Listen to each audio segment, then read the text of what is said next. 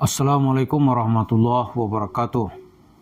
Para pemirsa, dalam kaedah hukum itu di dunia modern dikenal dengan nama crime by omission, yaitu kejahatan karena membiarkan, di mana dia sanggup untuk mencegahnya. Pasal ini lahir untuk menjerat para penjahat perang dari tokoh-tokoh Nazi pada Perang Dunia Kedua, di mana saat itu bagaimana cara untuk menangkap dan menjerat para tokoh-tokoh Nazi ini, karena tidak semua yang melakukan kejahatan terhadap genosid orang-orang Yahudi, baik di Auschwitz maupun di tempat lain. Akhirnya ditemukan cara jenderal-jenderal itu yang mengetahui peristiwa itu dan dia bisa mencegahnya tapi tidak melakukan perbuatan yang mencegah, maka dia dikenakan sebagai penjahat perang juga. Lalu dari sini keadaan menyebar kepada misalnya ketika kasus perang di Bosnia, ya. Di Bosnia Herzegovina tahun 95 ketika Yugoslavia terjadi perang saudara, negara Yugoslavia pecah, lalu terjadi pembersihan etnis terhadap masyarakat di Bosnia Herzegovina yang dilakukan oleh Serbia. Lalu pada tahun 1999 dilaksanakan juga jajak pendapat di Timur Timur.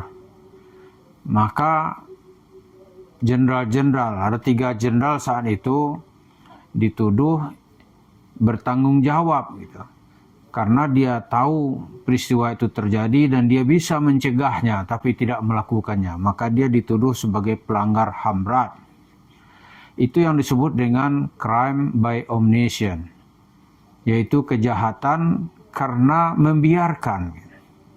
Kalau kita bawa hal ini dalam kasus Yusuf Mansur, itu banyak sekali kiai-kiai atau tokoh agama, bahkan tokoh masyarakat, dia tidak turut serta bersama Yusuf Mansur, tetapi dia tahu apa yang dilakukan oleh Yusuf Mansur itu salah dan tidak melakukan perbuatan apapun untuk mencegahnya, maka dia juga disebut sebagai pelaku kriminal. Ngeri ya. Sebenarnya Yusuf Mansur itu ya bukan orang hebat mula-mula itu, enggak. Upaya-upaya itu bisa dicegah gitu. Tapi banyak tokoh-tokoh itu diam. Maka Yusuf Mansur leluasa melakukan tindak kejahatannya yang berdalih atas nama sedekah, atas nama tabung tanah, dan juga nanti atas nama syariah. Kan itu yang terjadi gitu. Banyak sekali tokoh-tokoh agama kita nggak mau berurusan, karena dia tahu itu sebuah kesalahan. Saya sering itu dilihat dimaki-maki orang malah. Itu kan kebaikan Yusuf Mansur, ilmunya banyak. Gitu. Saya bilang ilmunya yang mana? Itu yang merugikan orang itu tidak bisa disebut sebuah kebaikan. Bahkan ada juga ya yang terus terang menelepon saya untuk menghentikan kritikan dan membuka borok-borok Yusuf Mansur. Karena itu bisa berdampak lebih jauh terhadap umat Islam. Saya bilang itu mah harus dibersihkan seperti bisul. Ngapain ditutup-tutupi gitu. Kalau bisul itu lebih cepat pecah kan lebih bagus. Tubuh umat Islam ini tidak lagi terasa sakit. Nah, di antara tokoh-tokoh masyarakat, baik dia ustadz, ulama, kiai, yang terus terang menyatakan bahwa Yusuf Mansur itu suatu perbuatan yang salah, yang diantaranya yang terus terang itu yang pertama ya Kiai Atian Ali Dai, Ketua Majelis Ulama Umat Indonesia, yang berdomisili di Bandung. Dia terus terang mengatakan selama Yusuf Mansur itu masih ada di tengah-tengah masyarakat, itu artinya kita membiarkan masyarakat itu berada dalam kebodohan. Kemudian yang juga terus terang mengkritik dan mengingatkan jamaahnya dari tipu daya Yusuf Mansur itu adalah Abdullah Gimnastiar. Abdullah Gimnastiar itu terus terang mengatakan hati-hati dengan Yusuf Mansur. Berdekatan dengan Yusuf Mansur itu artinya uang kita bisa habis, rumah kita bisa habis, tanah kita bisa habis yang dikumpulkan selama bertahun-tahun. Karena Agim merasakan bagaimana makan tangannya Yusuf Mansur gitu. Banyak rumah-rumahnya mungkin sudah berpindah tangan ke Yusuf Mansur. Hati-hati. Dan yang lebih keras lagi itu Gus Fuad di Pleret, yang dikenal dengan Gus Fuad Pleret. Itu dia terus terang Yusuf Mansur itu maling gitu. Itu terus terang dia ingin mengingatkan gitu. Maka orang-orang ini kita kira dan kita yakin ya, dia sudah berlepas diri dari tanggung jawabnya yang telah mengingatkan dan mengkritik Yusuf Mansur. Lalu bagaimana dengan yang lain yang nggak mau tahu gitu? Nggak mau tahu dia. Bahkan juga ada yang satu dua yang mau muji-muji gitu. Ini bisa kita sebut berada dalam barisan kriminal.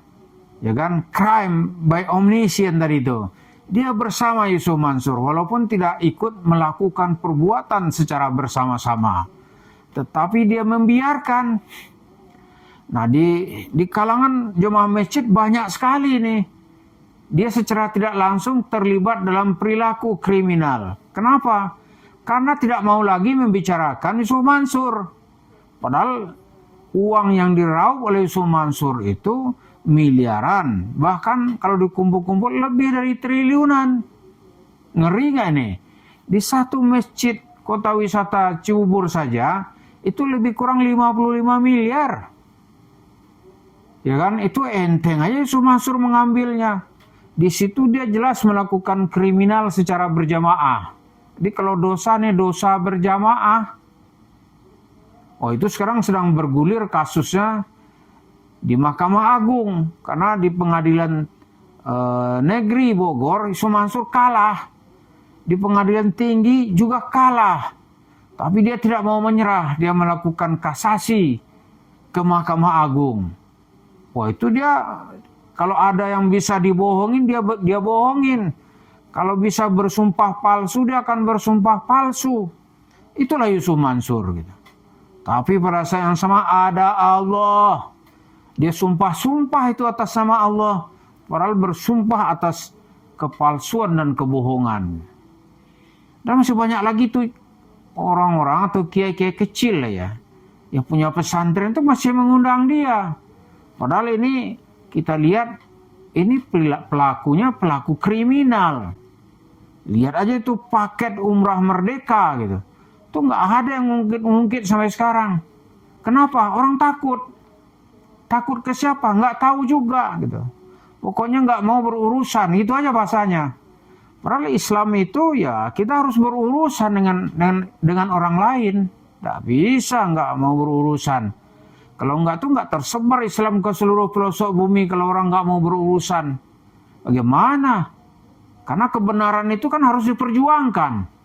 Kalau enggak mau berurusan yang lain gimana caranya? Jadi yang merasa dirugikan terus melawan gitu. Jangan ya udahlah terserah Allah lah. Allah tuh menyerahkan ke kita. Masa diserahkan lagi kepada Allah? Allah tuh tempat kita bertawakal setelah kita berjuang. Inilah yang terus-menerus kita angkat biar kita terbebas dari dosa berjamaah. Dan yang telah melakukan tugasnya itu ya kita melihat mungkin dia sudah terbebas dari tanggung jawab. Artinya dia tidak lagi ikut di dalam crime by omission, kriminal berjamaah. Mudah-mudahan dengan cara begini kita terus-menerus ada respek bersama gitu. Pengurus masjid yang tahu, dia nggak boleh itu memberi peluang kepada Yusuf Mansur. Karena memberi peluang berarti saudara, juga ikut melakukan kriminal berjamaah. Lalu uang tuh dari Yusuf Mansur buat dia sendiri. Dia bangun itu usaha, dia beli tanah.